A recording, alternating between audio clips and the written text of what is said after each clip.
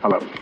Bill, good morning to you. Well, Democrats have been doing a lot of soul searching since President Trump's victory, and while the party has a new chairman, it appears donors are not opening their wallets, at least not yet. The New York Times writes some of the country's biggest liberal donors have paused giving, frustrated with what they see as Democrats' lack of vision. Some Democrats blame former President Biden for their situation after his late exit from the 2024 race. Others question if Kamala Harris was the right candidate for the job after Biden dropped out.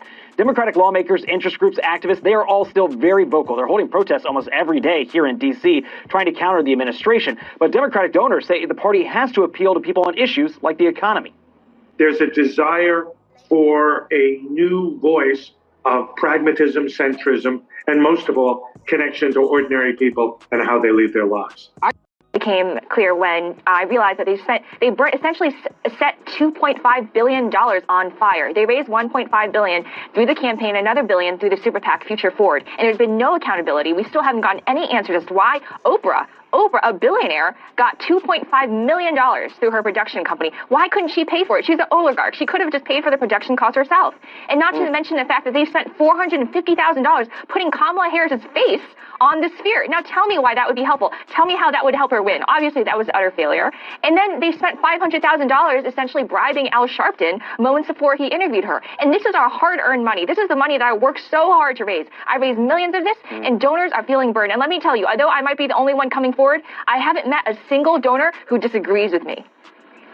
So what's been the response, Lindy, since you made your announcement? Vitriolic.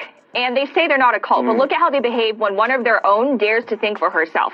The excommunication, the defamation, the public shaming, the boycott campaigns, the psychological terrorism. I no longer have comments on any of my social media because it's just too much. I don't need that.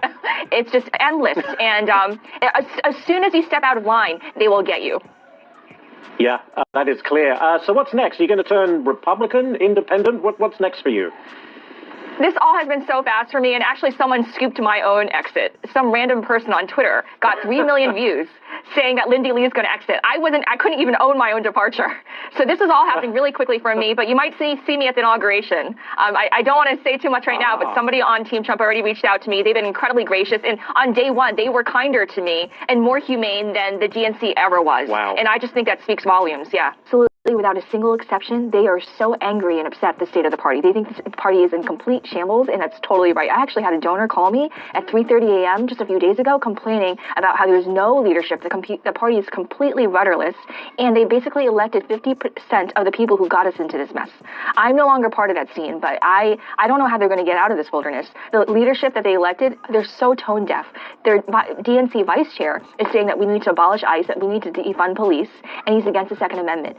The American people showed in November that this is not the agenda that they want.